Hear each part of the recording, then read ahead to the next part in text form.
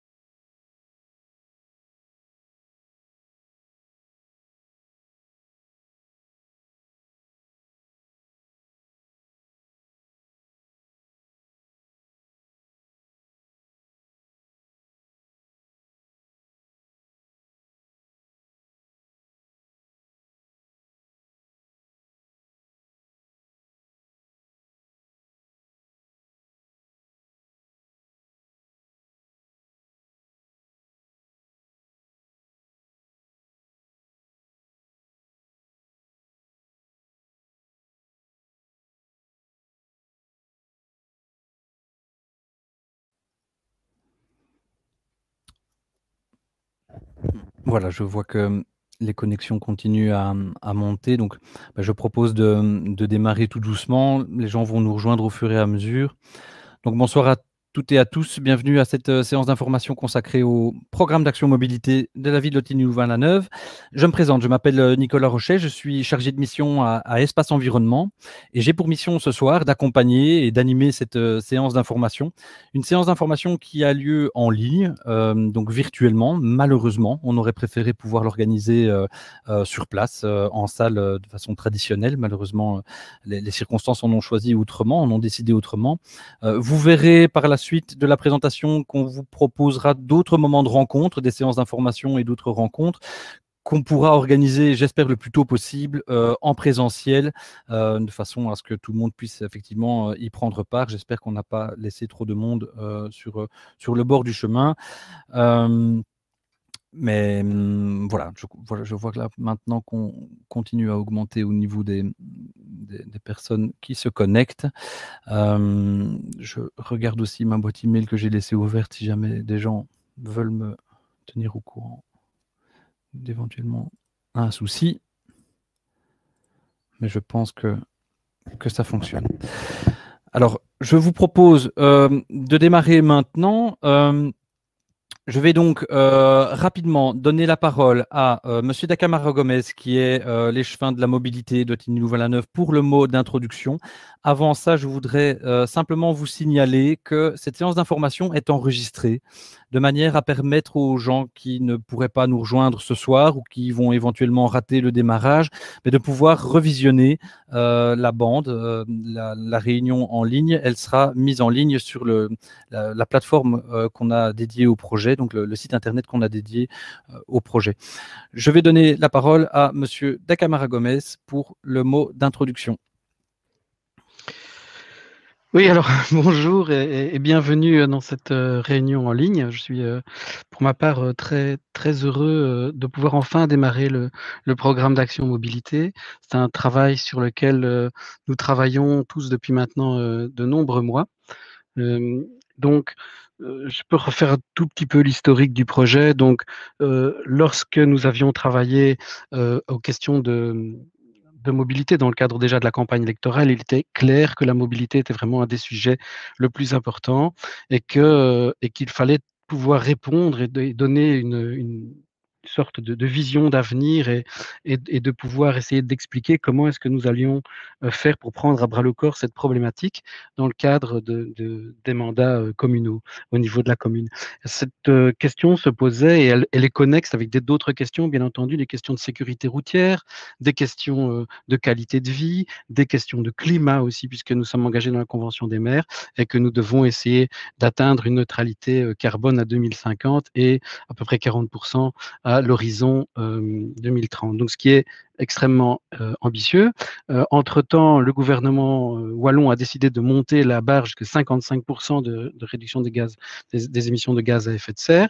Et donc, nous sommes véritablement engagés dans une course contre la montre. Et donc, j'attendais avec beaucoup d'impatience que nous puissions enfin démarrer ce programme d'action mobilité.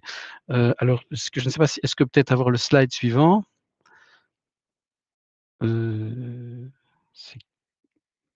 Oui, enfin voilà, c'est ça, merci.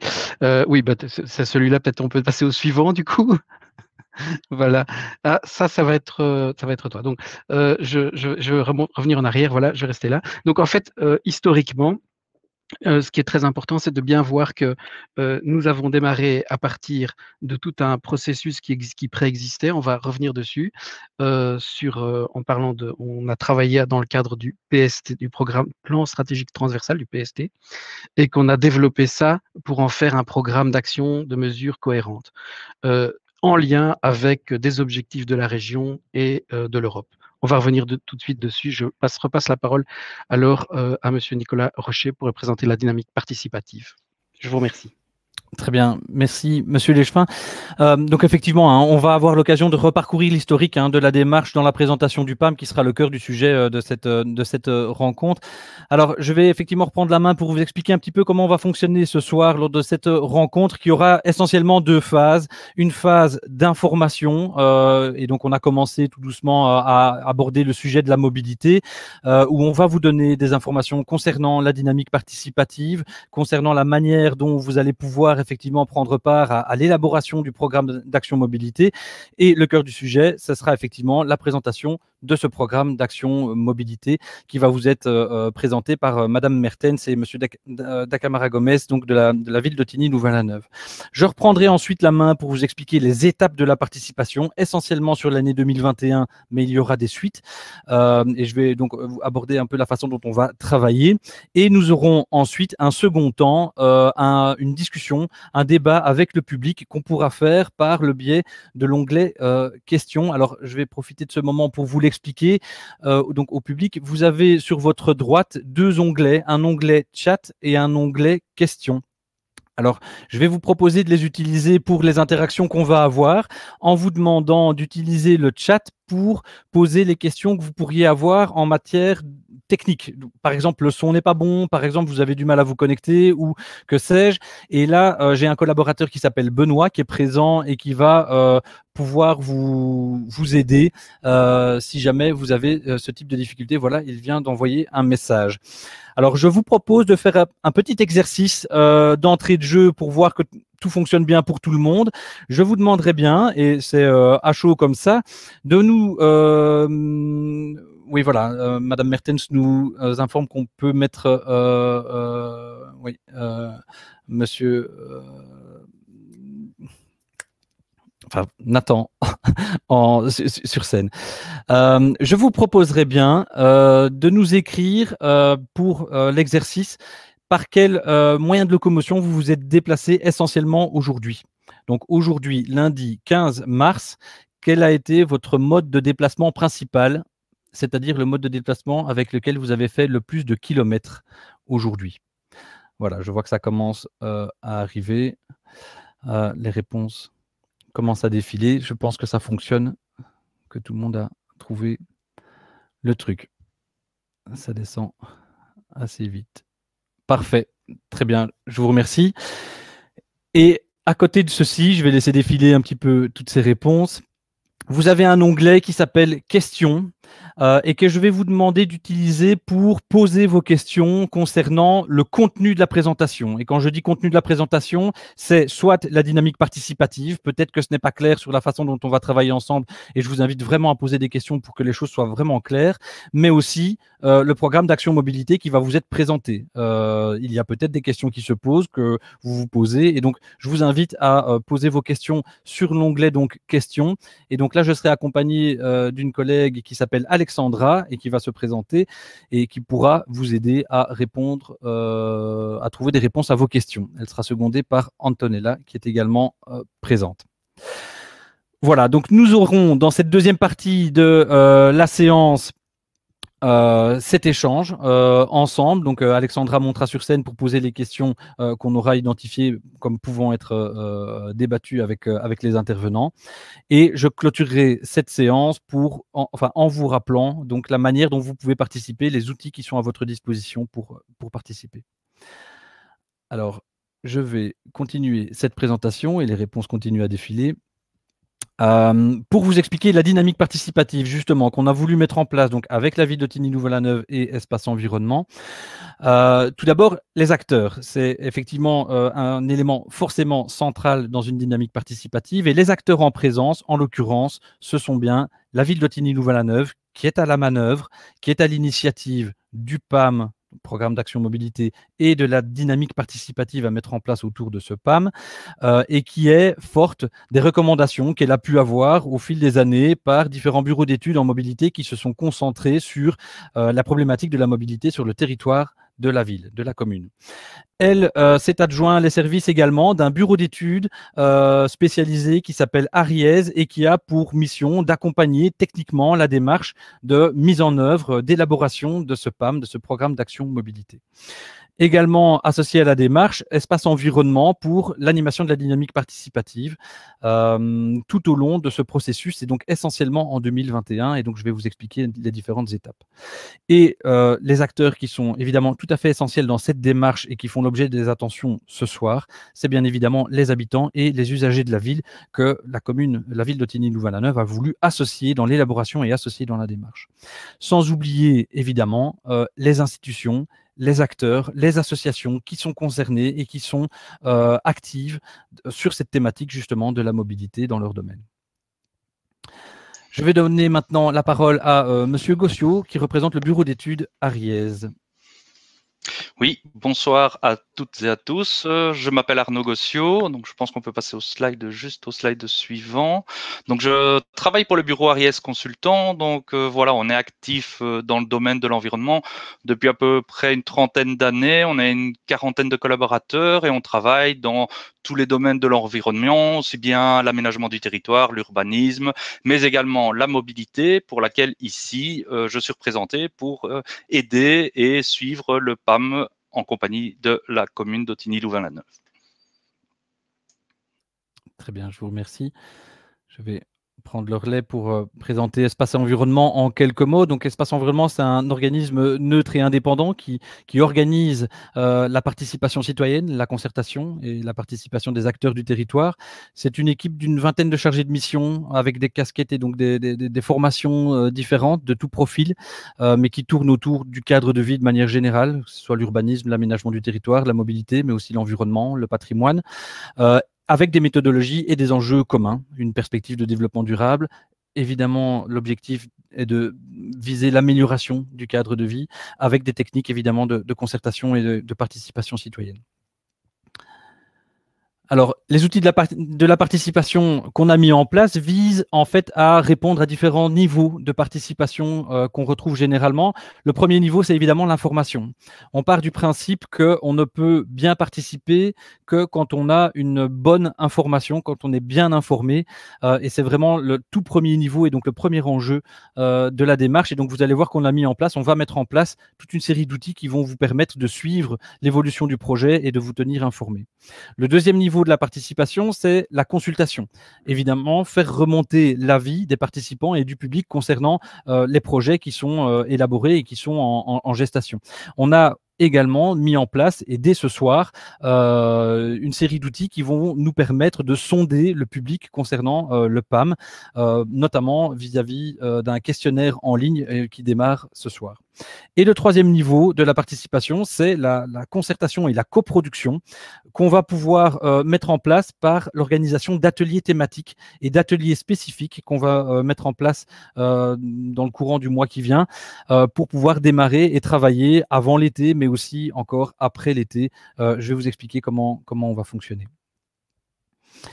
Et donc, cette première démarche, ce soir, évidemment, la séance d'information avec les échanges qu'on va avoir va nous permettre d'avoir déjà une première remontée d'informations et un questionnaire en ligne sur le PAM dans sa globalité qui est présenté ce soir et qui sera accessible dès maintenant et jusqu'au 31 mars. Donc, je vous invite évidemment à le compléter pour nous faire part de votre point de vue. Et il est composé également d'un appel à candidature pour participer aux ateliers thématiques dont j'ai parlé et que je vais vous expliquer plus en profondeur juste après.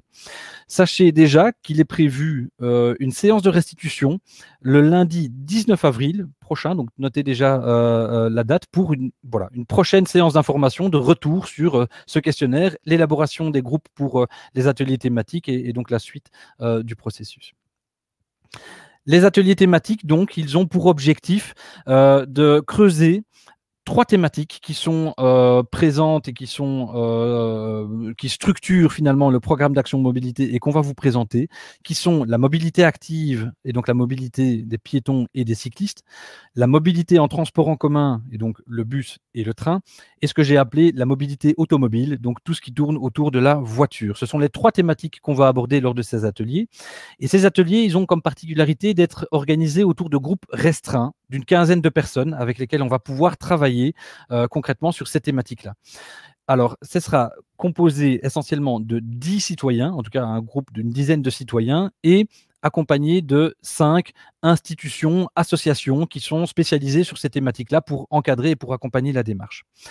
Le recrutement des 10 citoyens va se faire sur base d'un appel à candidature qui se trouve donc dans le questionnaire en ligne, à la fin du questionnaire en ligne.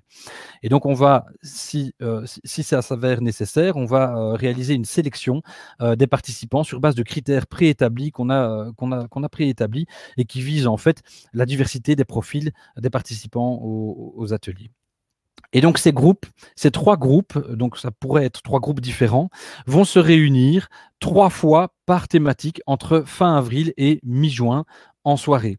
Et donc, évidemment, dans le formulaire de candidature, il y a les dates et les créneaux horaires pour s'inscrire. Et donc, évidemment, les personnes qui s'inscrivent et qui éventuellement seront sélectionnées s'engagent, bien sûr, à participer aux 3 réunions et aux rendez-vous qu'on vous propose. Voilà en gros les différents outils de la participation. Je vous propose maintenant de rentrer dans le vif du sujet par la présentation qui va vous être faite du PAM.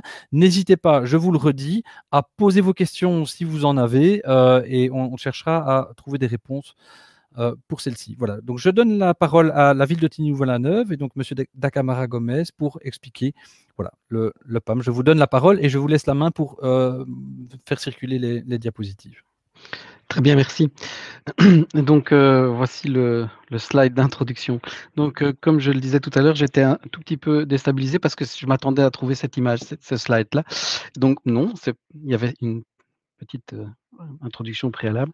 Donc, comme je le disais, nous avons travaillé énormément sur les questions de mobilité à travers le plan stratégique transversal et aujourd'hui, nous essayons de reprendre et de reformuler une série de mesures en matière concrète, en matière de mobilité, dans ce que nous appelons un programme d'action stratégique. Donc, ce n'est plus un élément planologique, c'est donc un programme concret d'action.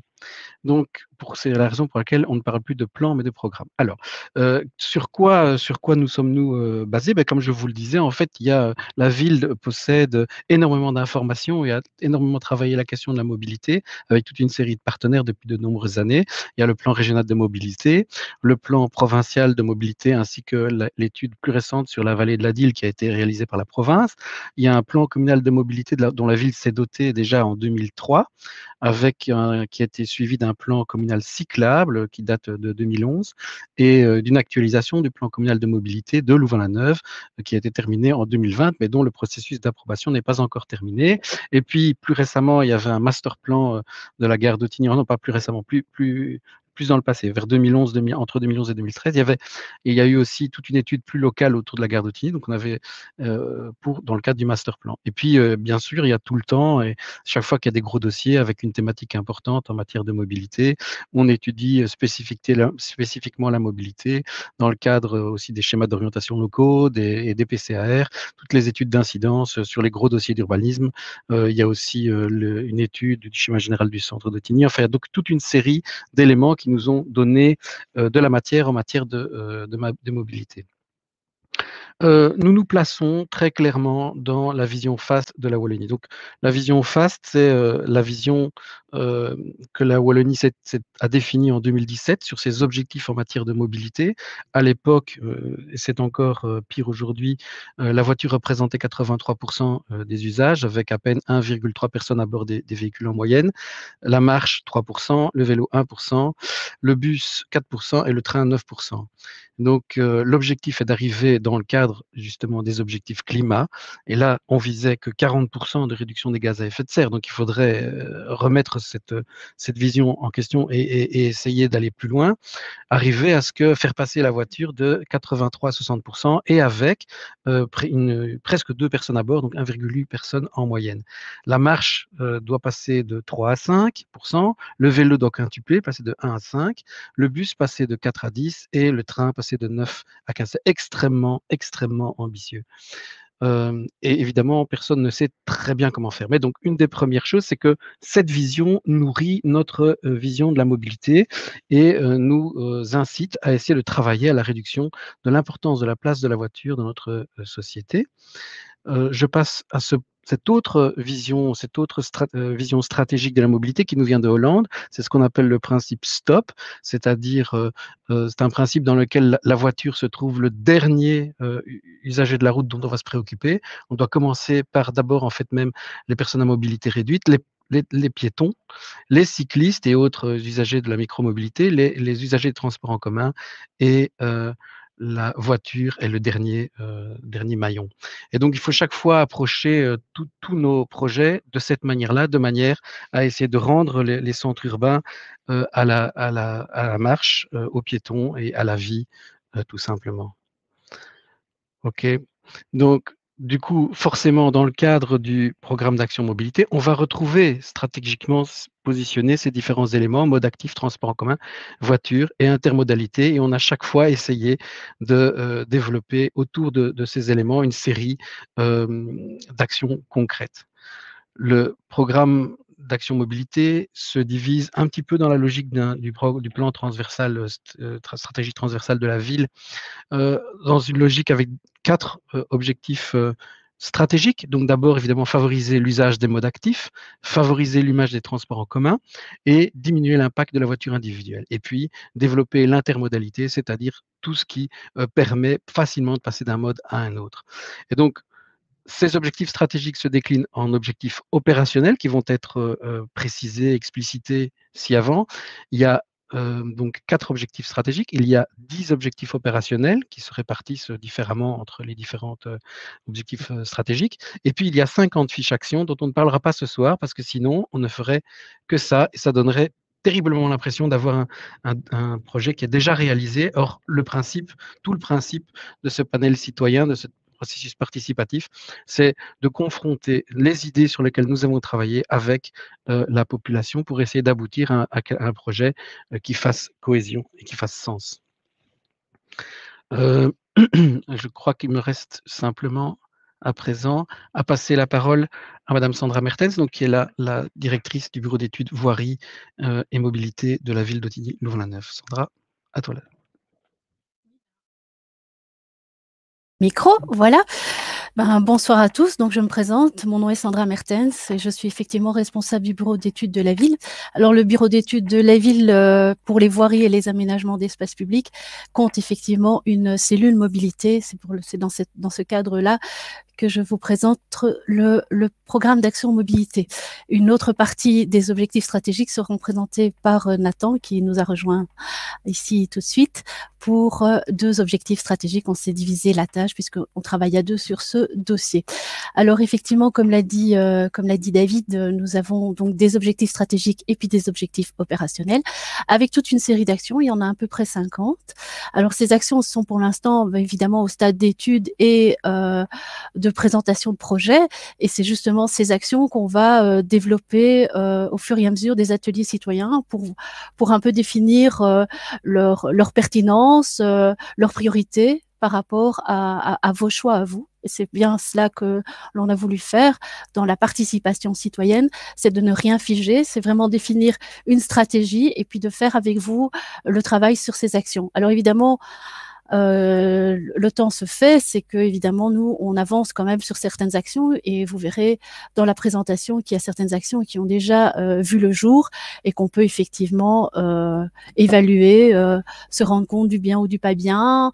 Le but, c'est vraiment d'ouvrir un dialogue sur ce programme, et c'est pour ça qu'on s'est allié à ces 2 bureaux d'études, Espace Environnement pour le côté participatif, parce que c'est effectivement un métier en soi d'organiser ce genre d'exercice, et puis Ariès pour son côté expertise, parce que des fois, quand on a le nez dans le guidon, on voit des choses, mais on n'a pas peut-être un manque de compétences en interne pour des choses vraiment spécifiques à la mobilité, et c'est pour ça qu'on est entouré d'experts. Voilà, alors je reprends le vif du sujet dans le programme d'action mobilité, dans favoriser l'usage des modes actifs. Je ne sais pas si j'ai la part. Oui, je peux faire avancer des éléments.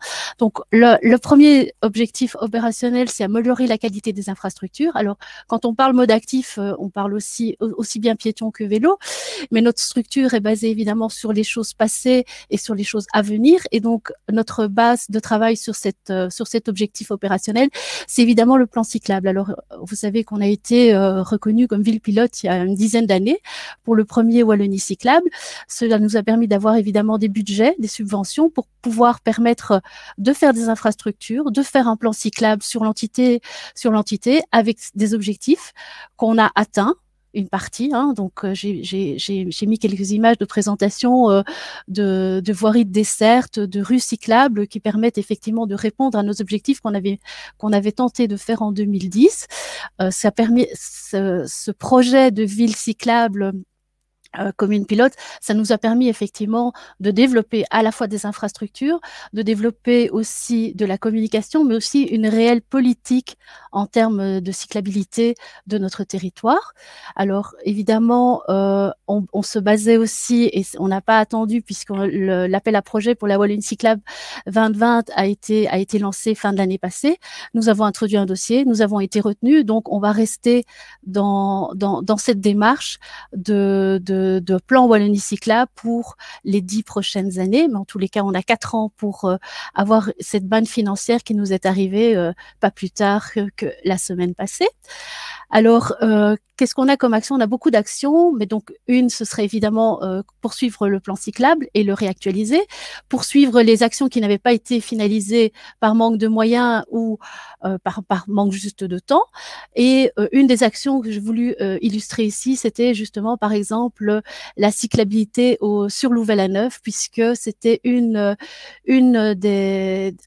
des actions qui n'avaient pas été mises en œuvre et qu'on trouverait intéressantes. C'est effectivement qu'on a la rocade sur Louvain-la-Neuve qui est effectivement aménagée en plan avec des pistes cyclables ou avec des pistes cyclables aménagées sur trottoir, et nous souhaiterions effectivement que on puisse continuer le cheminement de ces aménagements cyclables qui se trouvent en rocade vers la dalle. Ça, c'est une des actions qui pourrait être envisagée dans le cadre du programme d'action mobilité. Une autre des objectifs opérationnels, c'est augmenter l'offre de stationnement. Alors, pourquoi? Parce qu'on voit qu'on a quand même pas mal de vols, que c'est effectivement un frein à l'utilisation d'un vélo. Alors, si on peut aller chercher son pain en vélo et laisser le vélo devant le boulanger, c'est pas un problème. On a une sorte de contrôle de notre outil de mobilité. Le problème se pose quand on veut effectivement faire des shoppings plus importants, ou aller se rendre à un auditoire, suivre un cours, ou aller travailler. Et donc, les outils de mobilité actuels au niveau du stationnement sont quand même assez peu convaincants en termes de sécurité au niveau du vol. Et donc, on essaye de trouver un plan stratégique sur cette thématique. Donc, on a une situation existante qui peut être effectivement grandement améliorée, puisqu'on n'a pas beaucoup de parking à contrôle d'accès.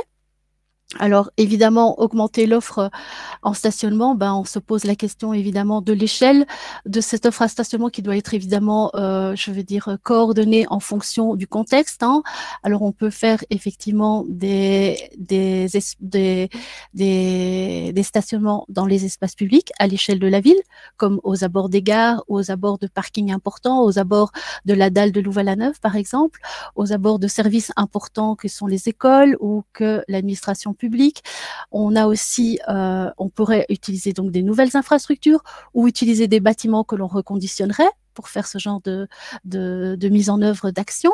Alors évidemment, on a aussi l'échelle du quartier, où là, effectivement, on a beaucoup de demandes actuellement dans des quartiers où les gens ne savent pas stationner dans leur propriété privée parce qu'elle n'est pas adaptée, où on pourrait faire des parkings qui soient adaptés au niveau de l'échelle du quartier, ou alors effectivement trouver des solutions en termes d'urbanisme dans l'espace privé. Ça, ce serait donc pour augmenter l'offre en stationnement. Alors, on a aussi, dans un objectif opérationnel, soutenir le développement des modes actifs. Alors là, on parle sur nos partenaires, hein, donc on a déjà des partenariats avec les modes actifs à Tingo dans le cadre de réunions qui se fassent de façon trimestrielle avec l'ensemble des personnes pour améliorer, la qualité des cheminements piétons et aussi adaptés aux personnes à mobilité réduite. On a aussi des partenariats avec le GRAC pour des réunions aussi trimestrielles pour adapter les choses, pour nous donner en fait un avis sur des projets ou simplement nous signaler des dysfonctionnements, hein. Ça peut être des choses toutes simples, que ce soit de l'entretien ou des déplacements de bordure pour effectivement, rendre les choses plus agréables. Et nous avons effectivement un partenariat Pro-Vélo actuel dans le cadre d'un plan d'action que nous avons avec eux pendant 3 années, sur lequel on fait des tests de vélo. Ici, je ne sais pas, peut-être certains ont déjà vu les cyclotintois qui sont effectivement une flotte de vélos, qui sont loués à long terme et qui permettent effectivement d'offrir un vélo de façon tout équipée pour une somme assez raisonnable.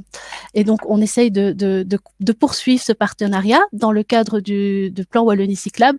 On devra organiser une commission vélo qui permettra évidemment de structurer tous ces partenariats.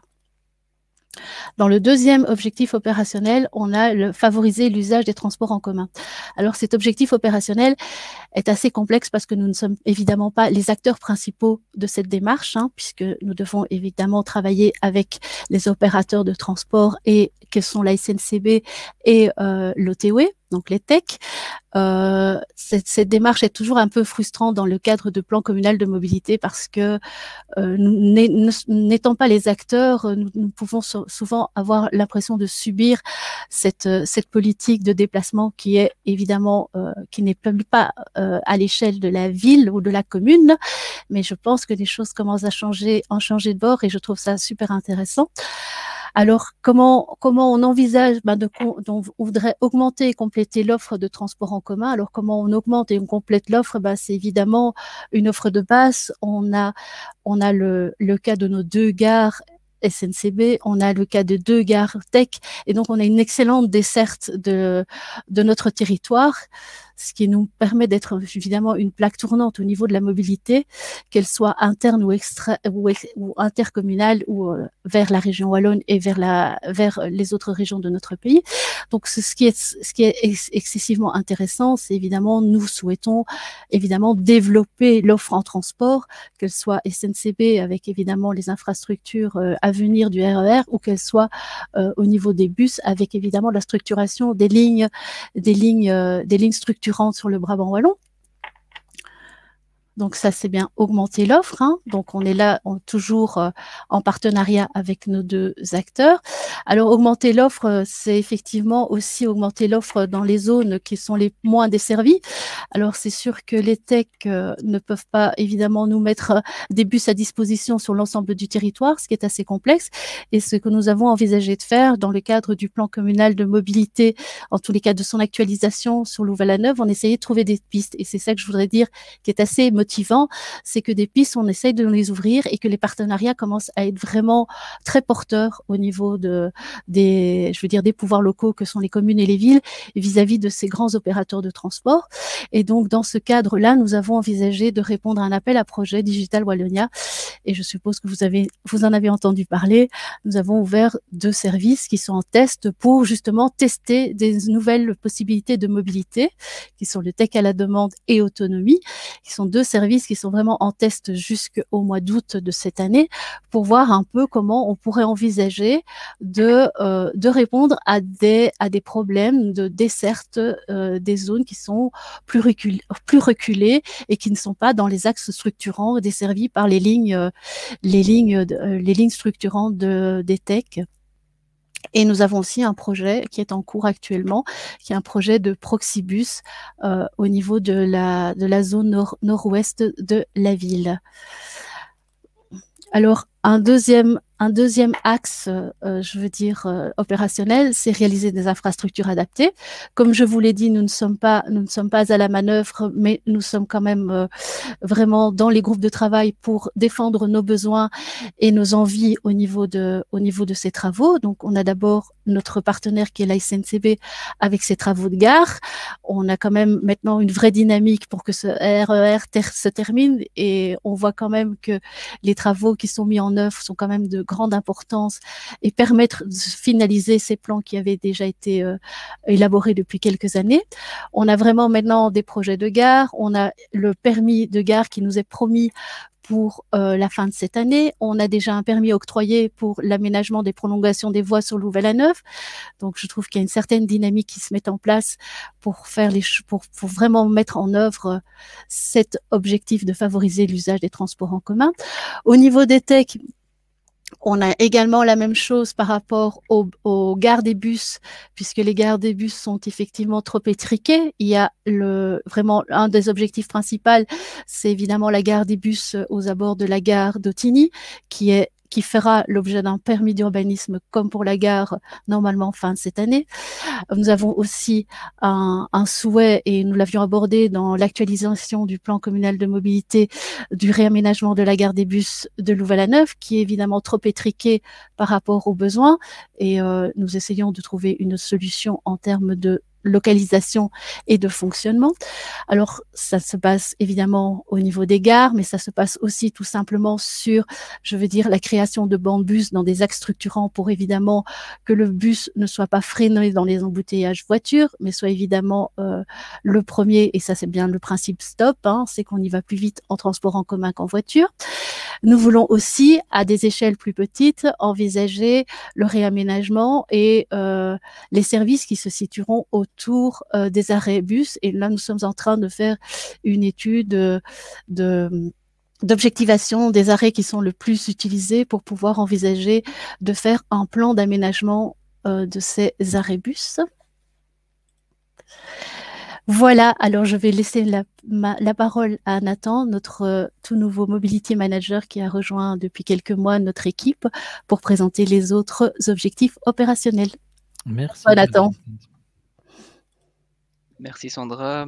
Bonjour à toutes, bonjour à tous. Donc voilà, je vais vous présenter l'objectif stratégique et les objectifs opérationnels de l'objectif stratégique de diminuer l'impact de la voiture individuelle.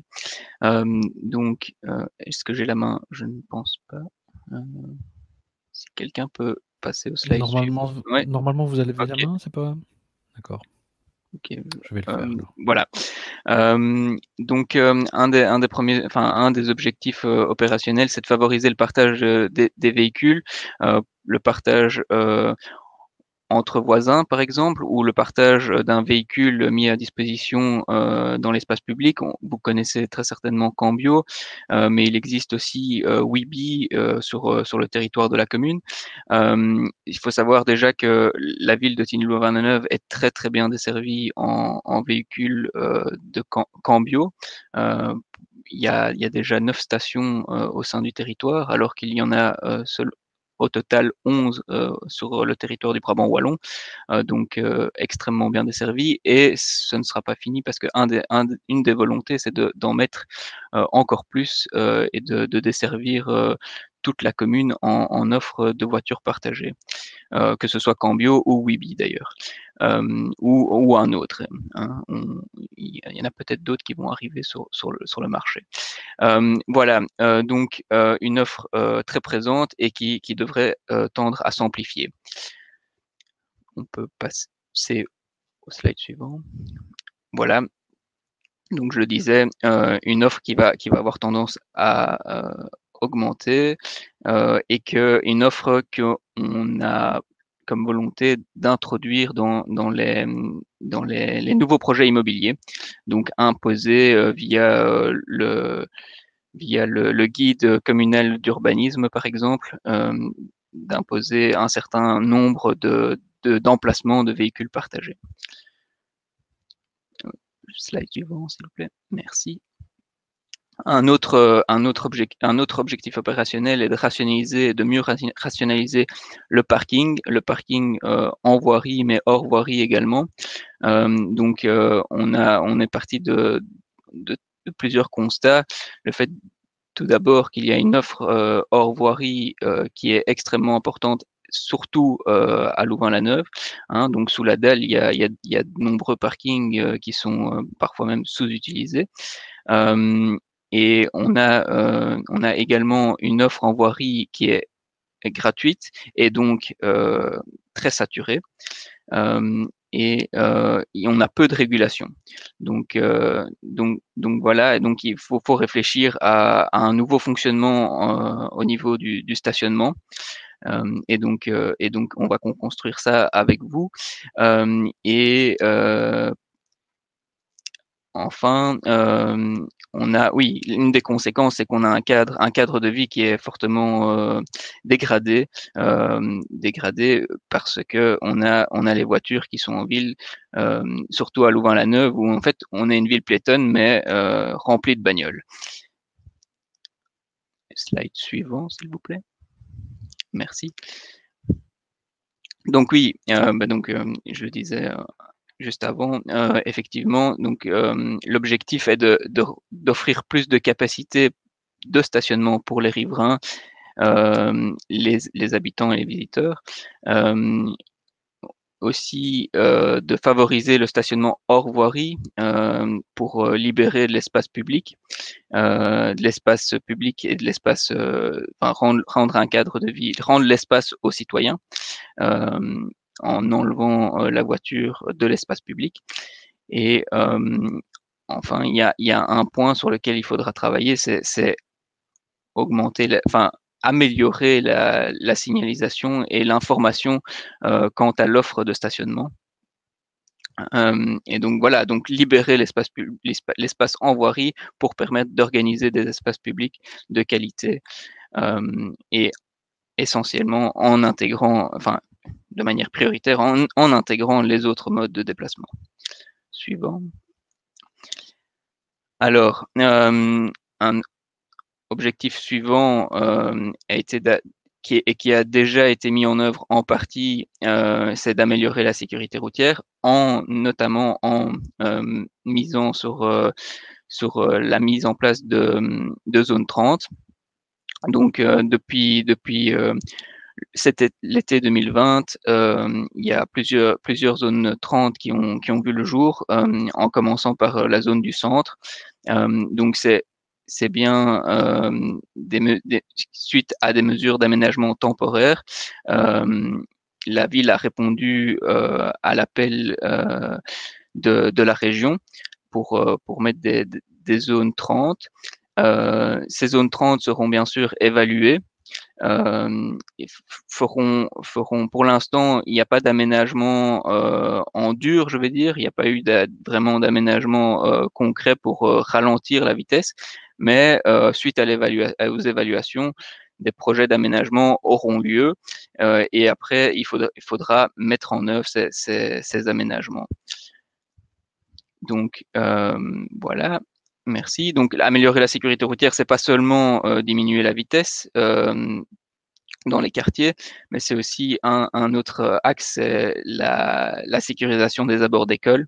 Donc, on peut jouer sur l'infrastructure, mais aussi un élément important sera de sensibiliser tout un chacun aux bonnes pratiques liées à leur mobilité pour éviter les accidents. Voilà, merci.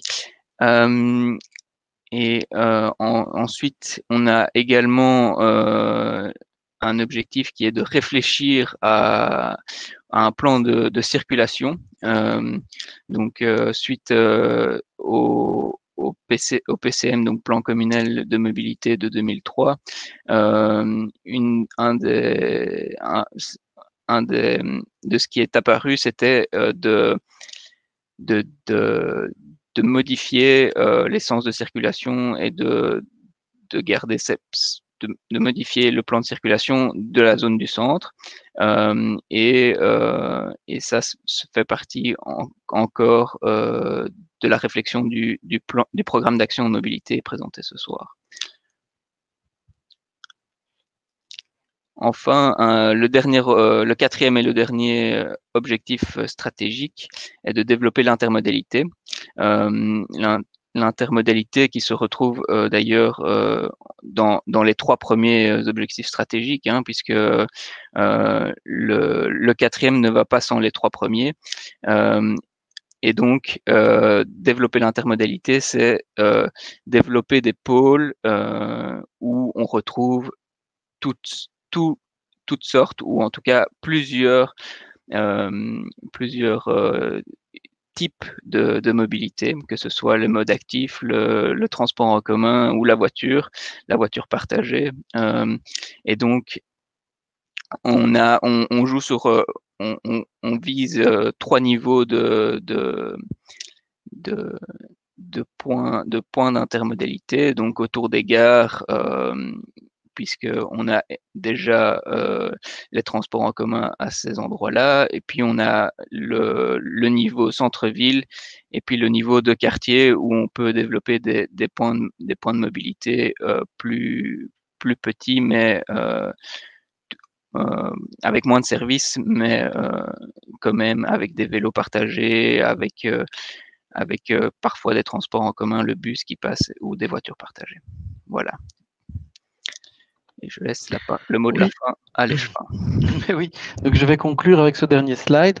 Donc pour développer l'intermodalité, mais plus généralement finalement pour développer tout ce programme d'action mobilité, c'est 4 axes stratégiques, c'est 10 axes opérationnels et c'est 50 fiches actions. La ville travaille avec une équipe qui est finalement réduite, mais très compétente, une équipe pluridisciplinaire.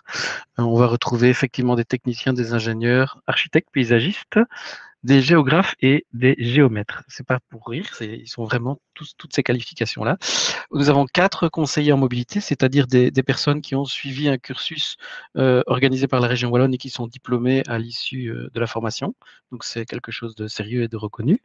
Et nous avons un Mobility Manager. Alors, Mobility Manager, c'est un titre, c'est-à-dire c'est la personne qui, au sein de notre bureau, est plutôt la personne à qui on va confier tout ce qui va toucher à l'intermodalité, puisqu'elle n'est pas forcément une personne qui va travailler sur la voirie, ou une personne qui va travailler sur le vélo, ou une personne qui va travailler sur le transport en commun, mais c'est la personne qui va pouvoir aller orchestrer, par exemple, dans une école, développer un plan de mobilité pour une école et des choses comme ça. Donc, c'est vraiment la personne que nous consacrons véritablement à la mobilité partagée.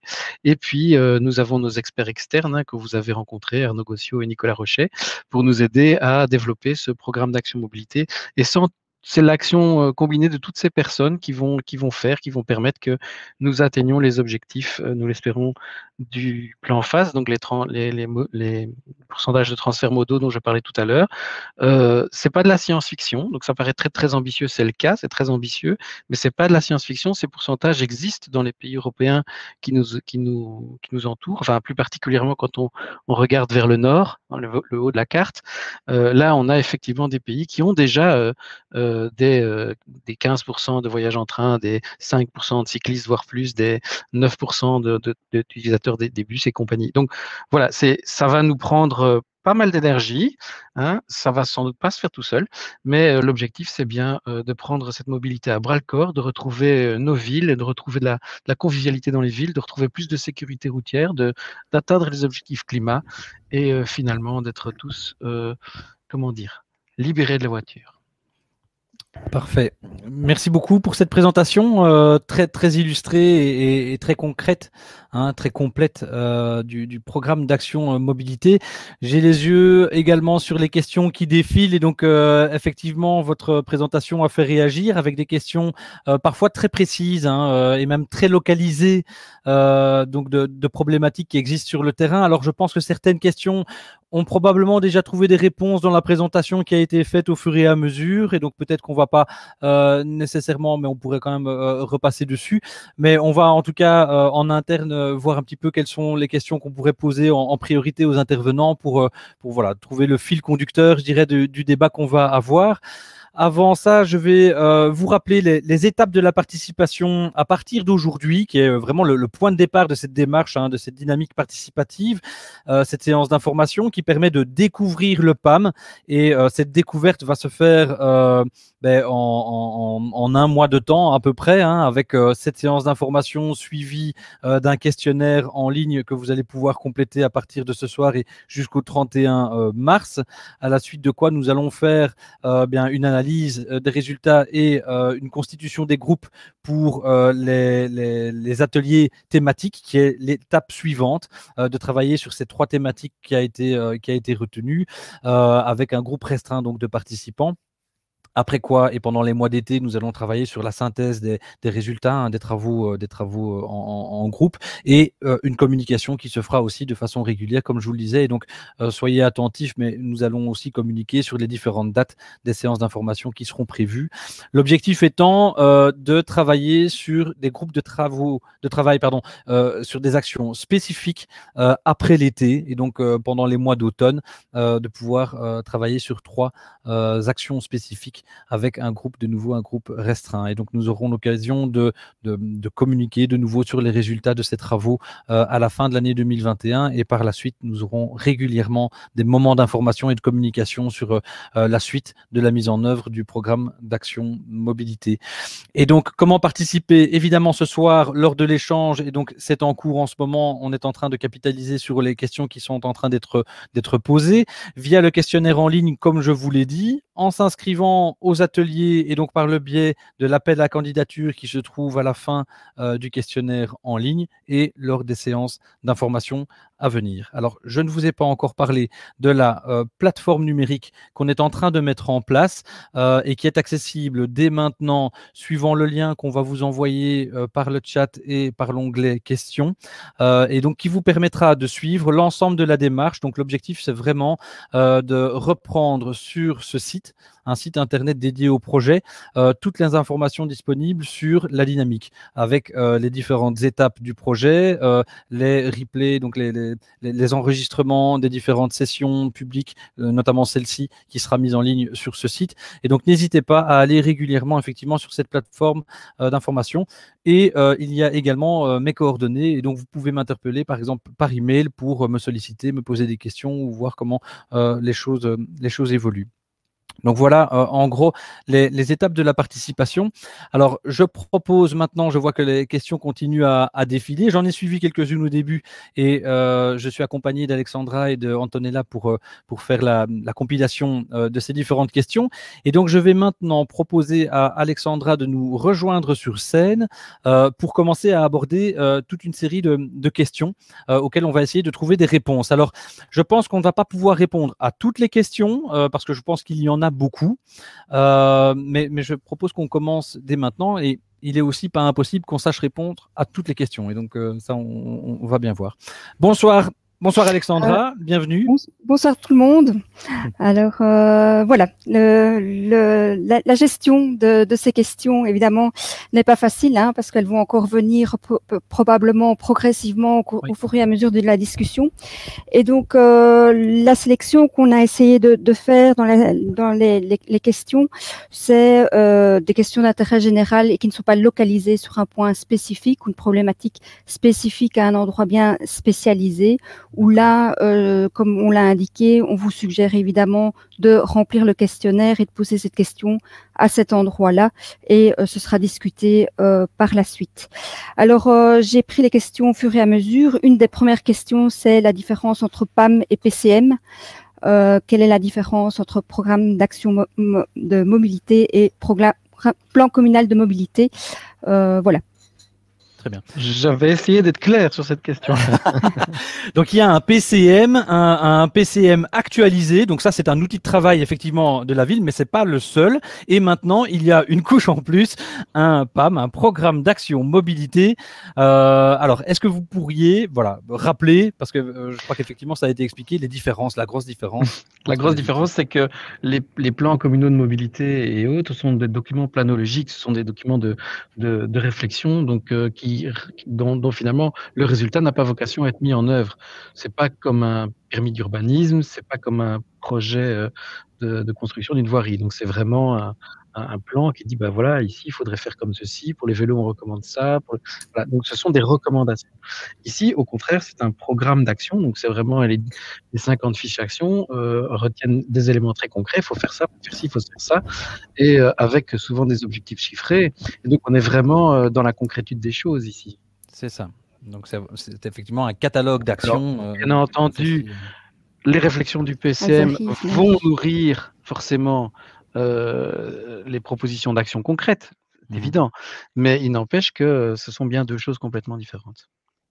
Très bien. Merci. Alexandra. Alors, une seconde question qui est passée, c'est faudra-t-il donc payer pour garer son vélo en toute sécurité? C'était au moment au fur et à mesure dans les parkings sécurisés. Donc là, est-ce qu'il y aura un tarif? Comment est envisagée la chose à ce stade, si la chose a déjà été envisagée? Oui, Madame Mertens. Pour l'instant, on est au stade de savoir où on va les mettre, quel type de parking on va implanter, dans quelle situation. Alors ici, on a pour l'instant, nous, un parking d'accès collectif qui est effectivement à la gare et qui est, je vais dire, géré par ProVélo et qui est effectivement payant, parce que c'est des infrastructures qui sont quand même assez importantes à mettre en œuvre. Alors, on a essayé des choses qui étaient gratuites. On a essayé de faire des éléments spécifiques, qui est le système Bikey sur Louvain-la-Neuve, qui est une petite opération d'une dizaine d'arceaux spécifiques, qui est pour l'instant gratuit, mais évidemment, ça demande une technique, ça demande des raccordements électriques, ça demande des logiciels de fonctionnement. Et donc, clairement, le parking gratuit sécurisé, ce serait bien une volonté, mais je ne sais pas si on aura la possibilité de le mettre en œuvre gratuitement. Ça reste encore en débat. Je voudrais quand même préciser par rapport au programme d'action mobilité qu'on vous a présenté, je veux dire, des grands éléments, quelques éléments pour vous présenter ce que c'était, puisqu'il y a évidemment 50 actions. Donc on parle aussi par exemple de la pérennisation de la prime vélo, on parle d'aménagement, on parle de politique cyclable, donc c'est assez varié, et donc les actions vont être débattues dans le cadre de la deuxième phase de participation par le panel citoyen. Mais clairement ici, la présentation, ce n'est pas le résumé du programme d'action, c'est vraiment des exemples de ce qu'il y a dans le PAM. Voilà. Très bien. Merci. Ensuite, il y a plusieurs questions, je vais peut-être essayer de les regrouper, qui consistent sur des collaborations entre différents acteurs. Il y a notamment une question, la ville va-t-elle collaborer avec le TEC ou des plateformes de covoiturage? Voilà Il y a Monsieur Dacamera qui veut répondre. Ben non, mais simplement oui, évidemment. Oui, effectivement, il y a toute une série de questions qui portent sur ces partenariats, notamment la SNCB, quelqu'un qui évoque les combinaisons compliquées entre le vélo, par exemple, et le train. Est-ce qu'il y a effectivement des dialogues qui vont s'instaurer entre les différentes institutions? Et donc, effectivement, comme je l'expliquais dans la composition des ateliers, l'objectif, c'est effectivement d'associer à la démarche des représentants des différentes institutions qui sont concernées, notamment le TEC et la SNCB, pour pouvoir dialoguer et envisager ensemble des actions à mener. Et donc, cette collaboration va se faire de cette manière-là, effectivement. C'est également des questions autour des abords des écoles ou la collaboration avec les écoles. C'est la même chose. Il y avait 2 questions dans ce sens-là. Les abords des écoles, si on veut plus de modules, doivent être élargis. Quel est le projet de ce point de vue? Pourquoi plus d'organisation de rampes pétibus pour les trajets quartier-école pour les enfants de maternelle et primaire? Donc, y aura-t-il bien des collaborations, des concertations avec ces acteurs-là? Est-ce qu'il y a une réflexion spécifique sur les abords des écoles qui est menée à ce stade et qui pourrait être affinée lors de la participation et des ateliers? Oui, effectivement. Donc nous, notre souhait, c'était effectivement de sécurité routière. On a mis un grand accent sur les abords d'école. Alors évidemment, certains abords d'école sont déjà aménagés, mais on voulait aller au-delà de la zone 30. Parce que je pense qu'il y a des cheminements à mettre en place, des cheminements, je veux dire, pour l'ensemble des modes qui sont aux abords de ces écoles. On veut aussi, et on veut accessoiriser ces abords d'école, on veut organiser le kiss and ride de façon sécurisée, mais on veut aussi, je veux dire, changer les comportements, puisque le meilleur aménagement, c'est celui qui n'a pas besoin de faire parce que le comportement est adapté. Et c'est pour ça que Nathan a rejoint notre équipe pour justement faire de la participation jusqu'au bout de l'éducation et du fonctionnement. Peut-être que l'abord d'école, ce n'est pas que des aménagements, c'est aussi de l'accompagnement, c'est organiser les usagers à bien utiliser l'aménagement. Voilà. Très bien, merci. Il y avait encore une question un peu plus technique. En quoi consiste la prolongation des voies SNCB à Louvain-la-Neuve?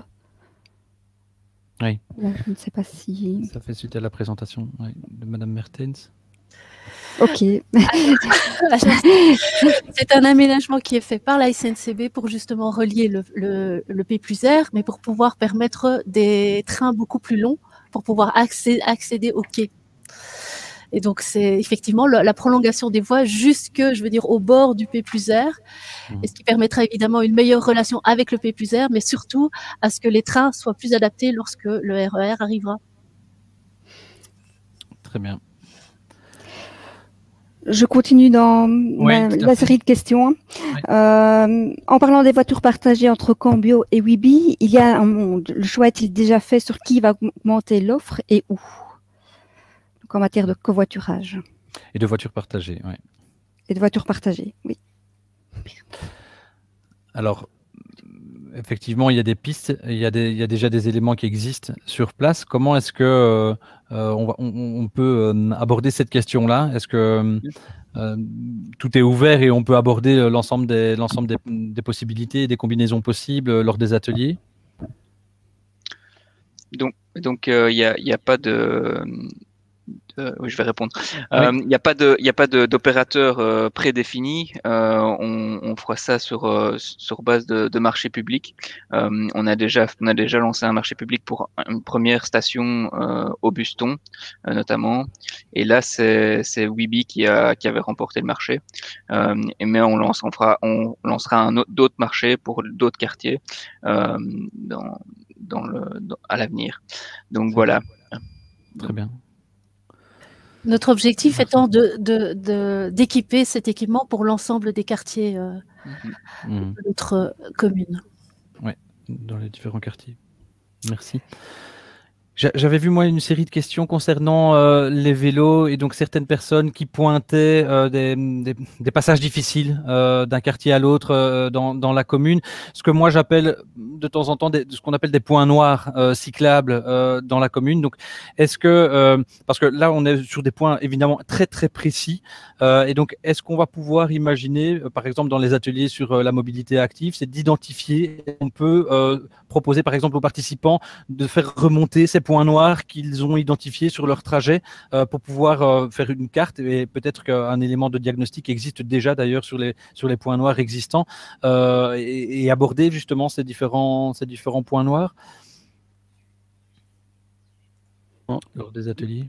Oui, bon, on va pas faire le tour de tous les points noirs, il y en a beaucoup, hein. Ouais.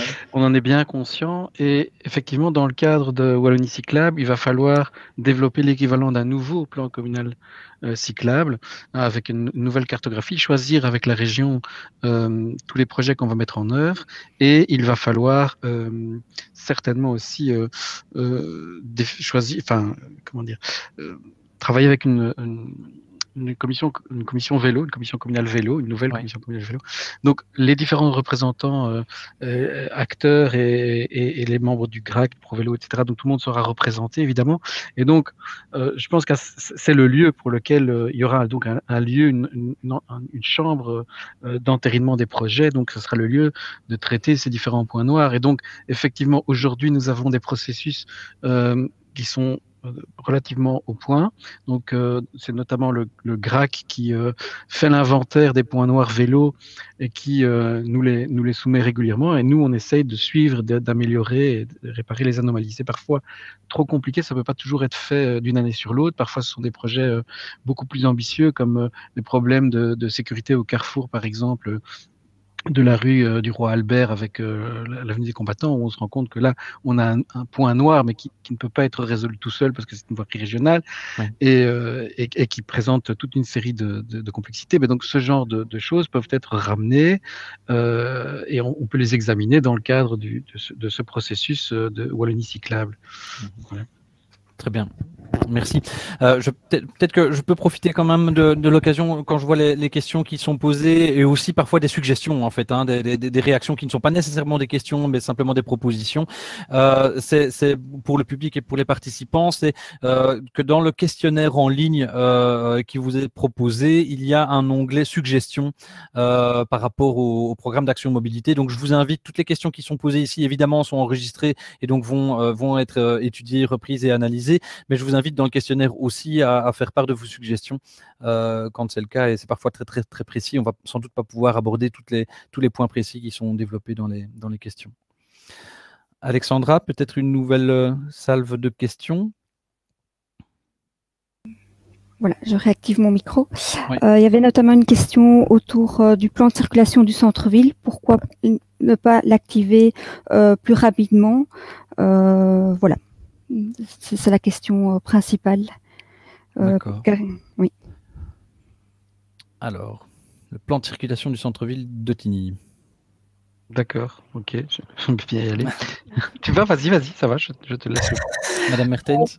Bon, alors effectivement, il faut faire le rétroacte. En 2003, dans le plan communal de mobilité, il était prévu effectivement d'envisager une solution pour gagner de la place, pour pouvoir donner la place aux cyclistes et aux bus, de faire une boucle à sens unique, ce qui permettait évidemment de gagner une bande de circulation, puisque le problème c'est de l'aménagement, il faut de l'espace. Alors, si en 2003 on avait encore des prétentions sur la voiture et on pouvait encore se dire qu'il faut organiser la circulation pour la voiture, ce plan de circulation a été clairement jeté, cette idée a été jetée. Au jour d'aujourd'hui, je pense que clairement avec les objectifs de la vision FAST, on peut peut-être se dire que la voiture doit avoir une autre place dans notre espace public. Alors, parce qu'on ne peut plus adapter au flux existant et au flux futur, si je veux dire, l'augmentation des véhicules particulier va dans ce sens-là. Donc, on est tous, je pense, d'accord. Je crois qu'on peut tous fédérer sur le fait que on peut plus adapter nos voiries à un flux idéaliste où tout le monde aurait sa voiture et tout le monde circulerait de façon individuelle sur la voie publique, parce que alors on exproprie les maisons qui sont sur les alentours. Donc, clairement, il faut un autre paradigme. Et l'autre paradigme, c'est effectivement de se dire que on va essayer de promouvoir les autres modes de déplacement pour diminuer la part des voitures, et comme ça, en espérant que ces voitures-là pourront circuler, en sachant bien qu'on promouvoit le principe stop, comme l'a dit David. Donc, on s'est dit que cette idée était intéressante et que l'on voulait la remettre au goût du jour pour pouvoir la faire, je veux dire, avaliser. Et c'est pour ça qu'on a justement un expert mobilité pour un peu retravailler ça avec les nouvelles hypothèses et surtout avec les nouveaux objectifs de part modale que sont celles qui sont définies pour la vision phase de 2030. Donc, on espère clairement, mais ça ne se fait pas du jour au lendemain. Je pense qu'on aurait pu tester ça dans le cadre de notre première vague de confinement où on était tous, je veux dire, chez soi. Oui. Où évidemment, la rue dédiée à la voiture était effectivement sous-utilisée. Ça n'a pas pu se faire, on aurait bien aimé, mais ça n'a pas pu se faire parce que c'était évidemment une logistique assez importante et que notre service travaux était évidemment occupé à gérer d'autres logistiques dans le cadre de la crise Covid. Mais clairement, c'est vraiment une idée qu'on veut partager, qu'on veut réétudier avec les experts et qu'on veut voir si effectivement les gens sont prêts maintenant à donner une bande de circulation à d'autres modes actifs. Je voudrais compléter juste avec un élément. Oui. Il y a une raison pour laquelle on ne pouvait pas le faire plus tôt. Donc, le plan communal de mobilité a rejeté cette idée en expliquant que l'essence unique accélérait la vitesse des véhicules et que donc, en cherchant la fluidification pour les voitures, en fait, on risquait d'augmenter l'insécurité routière. Bon, premier élément. Le plan local de mobilité autour de la gare d'Ottigny en 2011 a réétudié la question et à nouveau écarté le sujet. Le plan provincial de mobilité a également écarté le sujet en disant voilà, ça ne peut pas fonctionner.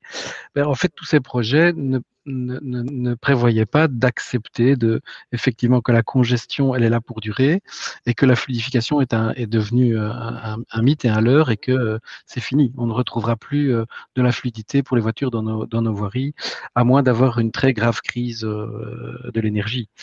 Donc pour le moment, la congestion, elle est là pour durer. On va donc l'accepter. Et ce qu'il nous faut, c'est une nouvelle étude. Alors, c'est aussi pour ça que nous avons le bureau d'études ARIES qui est là. Il nous faut une nouvelle étude qui vient dire, oui, mais dans les conditions actuelles, ce qui était irréaliste en 2003, en 2011 et 2013, aujourd'hui, ça a du sens. Et donc, c'est un peu pour ça aussi qu'il était impossible d'imaginer de mettre ça en œuvre, contrairement à tout ce que disaient les experts, contrairement à ce que souhaitaient, n'oublions pas que l'avenue des combattants est une voirie régionale, à ce que souhaitaient les autres niveaux de pouvoir. Et donc, il y avait là un enjeu à se dire, il faut vraiment l'étudier et être convaincant. Très bien. Monsieur Gossiot, est-ce que vous voulez réagir à ce stade?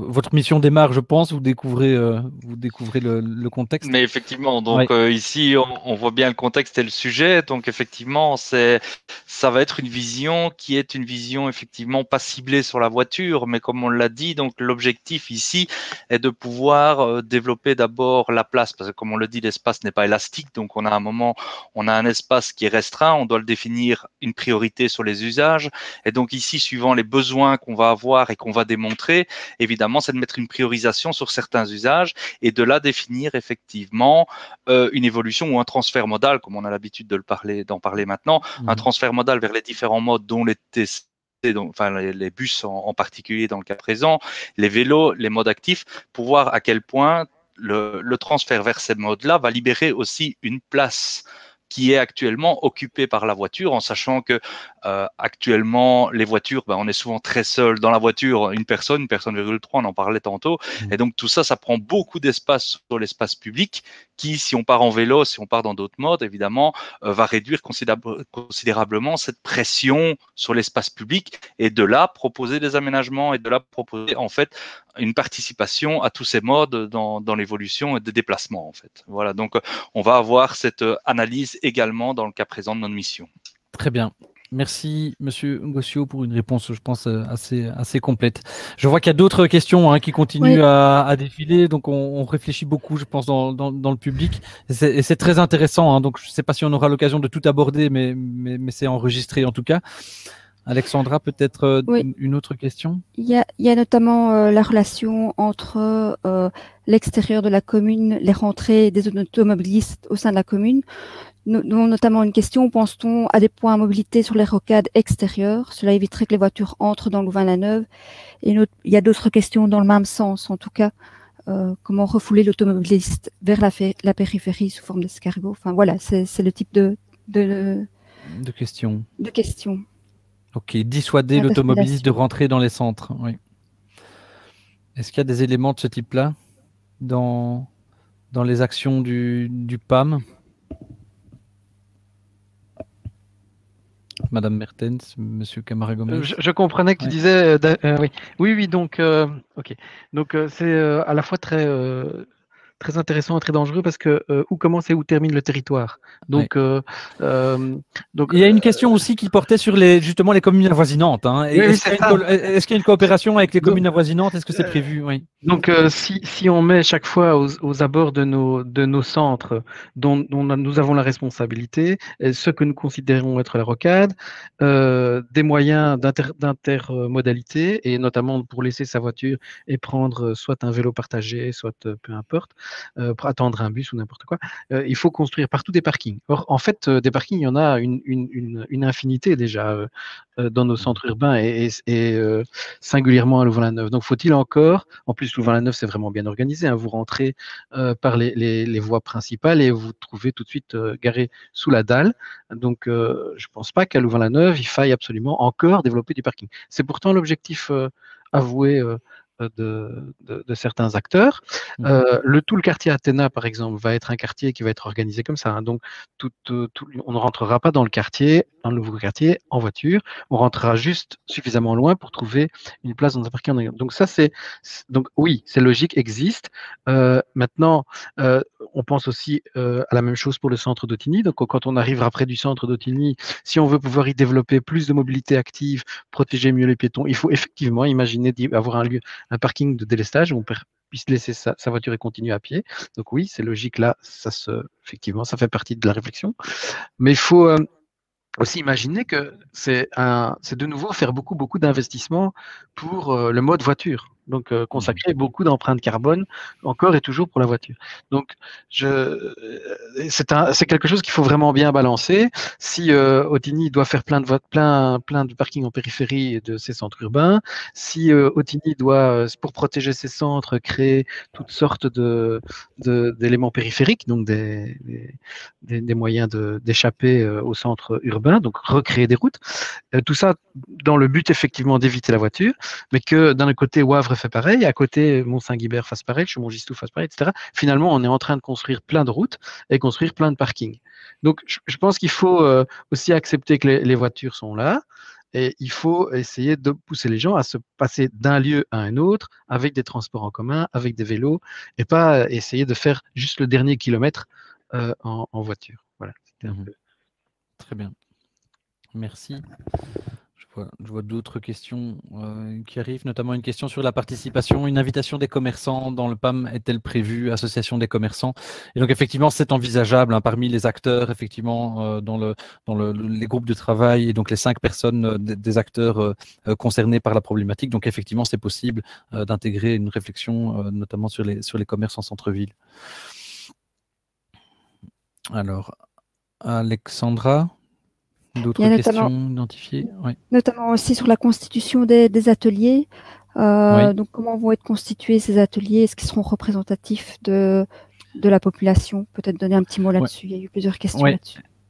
Effectivement. Donc, l'objectif des ateliers, c'est de travailler avec un groupe restreint, hein. Donc, c'est vraiment l'intérêt de pouvoir avoir un groupe limité pour pouvoir améliorer la qualité des échanges. C'est évidemment plus facile de discuter à 15 autour de la table qu'avec 50 ou 100 personnes, naturellement.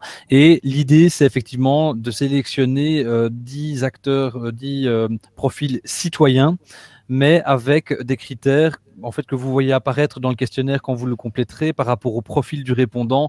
L'objectif, c'est vraiment d'avoir une diversité tant en termes d'âge que de genre, d'activité ou de localisation, hein. L'idée, c'est évidemment de travailler avec des gens qui viennent de tout horizon, de tout village, que ce soit Otigny ou Louvain-la-Neuve, et pas exclusivement des gens de Louvain-la-Neuve ou exclusivement des gens d'Otigny. Et donc, c'est vraiment la variété et la diversité qu'on recherche dans les groupes. Et donc, oui, l'objectif, c'est de viser une certaine représentativité, mais je crois que ça, c'est un leurre aussi, de penser qu'on puisse atteindre vraiment la représentativité exacte du profil de la société. Mais voilà, l'idée, c'est effectivement de varier les profils des participants lors des ateliers.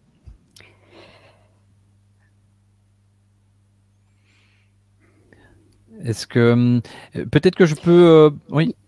Oui, il y avait pas mal de réflexions des gens qui ont pointé par rapport à la chaussée de la Croix. Voilà, je ne sais pas si je répète la question, voir oui, si peut-être, je l'ai pas vu. À quand un vrai comptage de voitures dans la chaussée de la Croix, voie qui semble royale pour quiconque quitte le centre d'Otigny vers Louvain-la-Neuve et vice-versa. Elle supplante une autre voie possible via la RN 238. Voilà, il y a plusieurs personnes qui ont tagué ce commentaire. Il y a peut-être sujet à répondre. Voilà. Donc la chaussée de la Croix, qui a une problématique très particulière d'axe de pénétration dans le centre d'Otigny. Oui.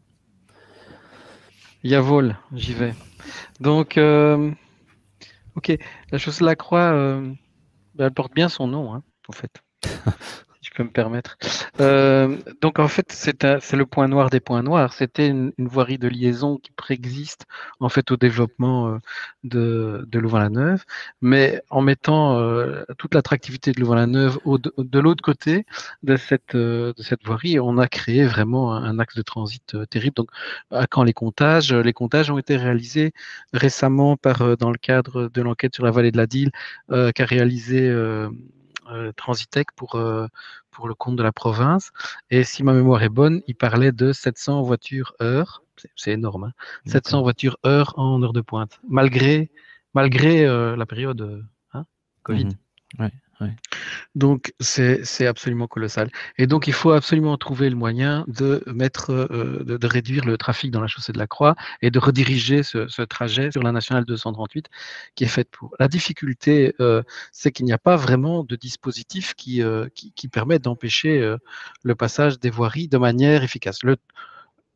Le truc que le code de la route prévoit et qui, a priori, est la solution, c'est la circulation locale. Donc, vous mettez la chaussée de la Croix en circulation locale. Il faut mettre toutes les voiries locales qui se connectent au système de la chaussée de la Croix aussi en circulation locale. Sinon, vous ne faites que reporter le trafic. Et imaginez que toute cette zone-là ne soit pas franchissable pour autre chose que y aller ou en sortir. Si c'est pour la traverser, voilà. Et pour ça, la seule solution serait d'avoir un système totalement automatisé qui lit les plaques, qui calcule le temps nécessaire pour ressortir de l'autre côté, et hop, vous avez votre PV. Exactement comme ils le font à Gand ou des choses comme ça. Simplement, la législation en Wallonie, elle est en retard, et nous n'avons pas encore des dispositifs fonctionnels comme ça pour le moment en Wallonie, parce que ce serait ça la solution en fait. Ce serait aussi simple que ça. Vous aventurez dans le massif, je dis le massif parce que ça va d'un côté la rue des Fusillés, puis le Blanry, etc. De l'autre, c'est toutes les voiries Tierna, rue de la Paix, et puis Beaulois, etc. Imaginez tout ce massif qui ne puisse pas être traversé, mais simplement être soit un point de départ et d'arrivée pour une notion de circulation locale, quoi. Vous devez vous arrêter chez quelqu'un, vous devez aller faire une course, pas de problème. Mais si c'est simplement traversé, crac, pénalité. Si on fait ça, on a résolu le problème. Mais donc là, on est vraiment en attente de la technologie et de l'avancement des mécanismes de sécurité routière ici en Wallonie. D'accord. Mais donc, ce sont des points qui pourraient être abordés effectivement dans le contexte du PAM, de réfléchir et d'amener les participants à éventuellement faire des suggestions, des propositions et à réfléchir sur des actions à mener pour résoudre ou apaiser cette circulation au niveau de la chaussée de la Croix. Je vois une réaction qui a eu lieu sans doute au moment où j'expliquais le profil des participants pour les ateliers, et donc je me permets de la relayer tout de suite. Donc, faut-il aux participants des qualités techniques particulières? Non, bien entendu. Le profil citoyen, pour nous, est tout à fait essentiel pour faire remonter les informations avec les qualités d'expertise que les citoyens ont, de connaissance du terrain, de connaissance de la fréquentation du terrain. Et donc, c'est la seule qualité technique qu'on leur demande, c'est de s'intéresser à la thématique et de pouvoir apporter un point de vue et relayer même une expérience de terrain. Et donc, il n'y a pas de qualité particulière, effectivement, pour participer aux ateliers.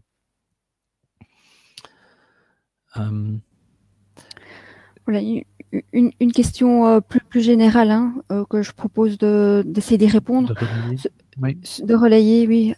C'est sur la problématique de mobilité à Outigny-Louvain-la-Neuve. Est-elle la même? Ne faut-il pas distinguer les deux aspects? Et comment ce sera fait peut-être dans le cadre du PAM? Donc, de distinguer la situation telle qu'elle est vécue à Louvain-la-Neuve et à Outigny. Oui. Et je pense qu'il y a aussi une question qui se demandait comment améliorer les connexions douces entre les deux quartiers. Alors, est-ce qu'on va étudier, est-ce qu'on va sectoriser? Oui, bien sûr, Madame Mertens. Bon, par rapport aux liaisons, effectivement, c'est un des axes structurants, c'est de faire la liaison Outigny-Louvain-la-Neuve à vélo. Alors pour l'instant, effectivement, l'axe principal, c'est le Bois des Rêves, avec la rénovation de la piste. Oui. On est toujours en train d'améliorer cet itinéraire, mais effectivement, dans le cadre du plan Wallonie cyclable et de l'appel à projet, on a défini des envies d'améliorer cet axe de liaison entre Outigny et Louvain-la-Neuve. Alors oui, c'est vrai qu'on a deux territoires différents, avec une ville ancienne et puis une ville nouvelle, mais on estime que l'on fait partie on veut justement pas faire cette division et on veut un programme d'action qui soit cohérent pour l'ensemble, en sachant évidemment, en tenant en compte les particularités de chacun, mais avec des objectifs qui sont similaires. C'est vraiment la volonté de ne pas faire de différence. Voilà, on est un territoire avec des avantages et des inconvénients pour chacun, mais avec des objectifs communs. Ok. Comme par exemple, il y a une des actions qui serait, et ça c'est, je veux dire, mes collègues de l'urbanisme qui travaillent sur un schéma du centre d'Outigny pour un peu redynamiser le centre d'Outigny, qui est urbanistiquement qui est assez particulier.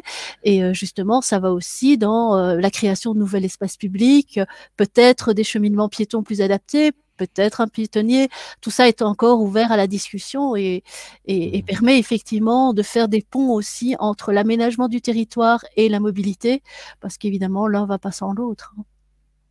Très bien, merci. Je pense que ça, c'était aussi une réflexion qu'on a vu passer dans les questions. C'est effectivement les relations qu'il peut y avoir entre les différents services, notamment l'urbanisme et la mobilité.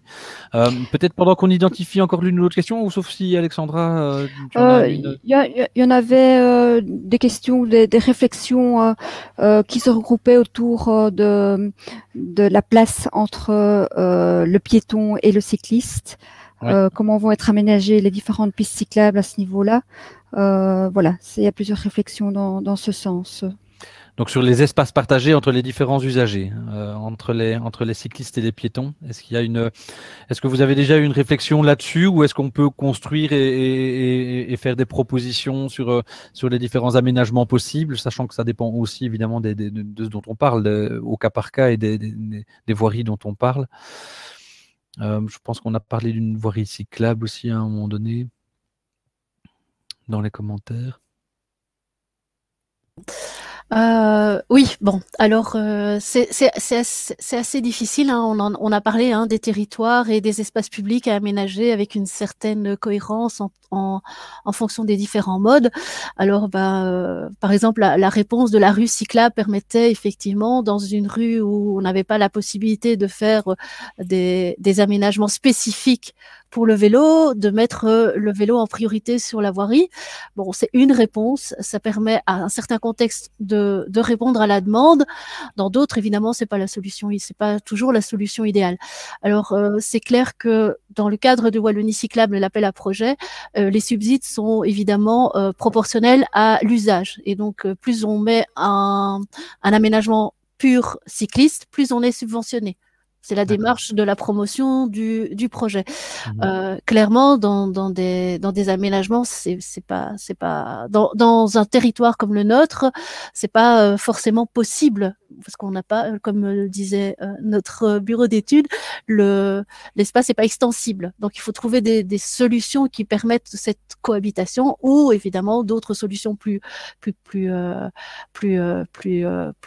opérationnelles qui sont effectivement de créer des voiries cyclables, des aménagements cyclables dédiés.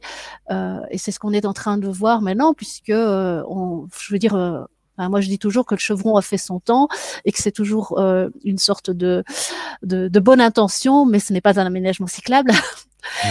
Quand je parle de chevron, c'est le marquage en V qui permet de faire un suivi d'itinéraire, mais qui, à part dire que le cycliste pourrait être là sur la voirie, ce n'est pas un aménagement cyclable.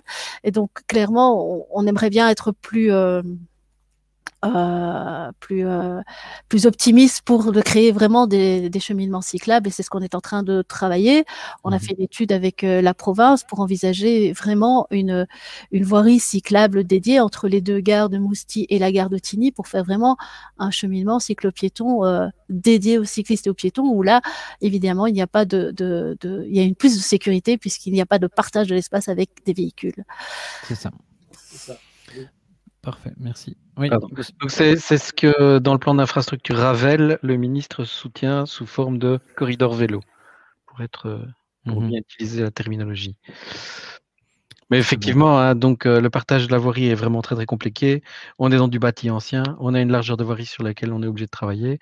On n'a pas forcément une communauté de vue suffisante pour dire on va organiser ou le plan de circulation puisse le permettre, un circuit compliqué pour la voiture avec toutes sortes de sens interdits et évidemment des SUL dans tous les sens, donc des sens uniques limités où les vélos, eux, peuvent aller dans toutes les directions sans frein. On n'a pas forcément le maillage routier qui le permette. Il faut pour ça avoir vraiment une surface un maillage très dense. Hein. Il faut se trouver dans une commune bruxelloise pour vraiment pouvoir faire quelque chose comme ça. Et donc, on est vraiment très, très, très, très limité par le nombre d'outils qu'on a et les aménagements. On a beau rajouter des aménagements. À un moment donné, trop d'aménagements tue l'aménagement. On doit commencer à les enlever parce que les camions ne passent pas, les camionnettes, le mazout, les ambulances. Et donc, tout ce qu'on met comme aménagement se retourne à un moment donné contre nous aussi. Donc, c'est un problème complexe pour lequel la solution n'est vraiment pas évidente. Très bien. Mais donc, ça, ce sont des points qu'on aura l'occasion d'aborder lors des différentes étapes de participation, notamment les ateliers. Peut-être avant de reprendre une salve de questions, Alexandra, sauf si tu en as une tout de suite là maintenant, je présenterai bien la suite.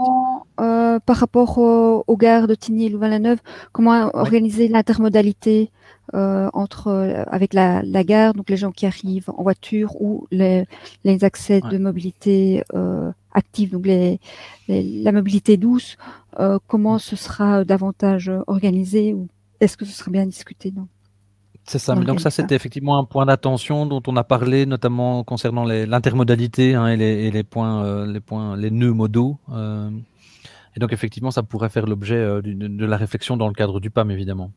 Oui, donc il y a pas mal d'interpellations dans les questions. Là. Oui. Madame Mertens, peut-être une réaction? Alors, c'est clair qu'on a deux gares importantes. Enfin, on a 3 gares sur le territoire, dont 2 gares assez importantes, avec un nombre de passagers important.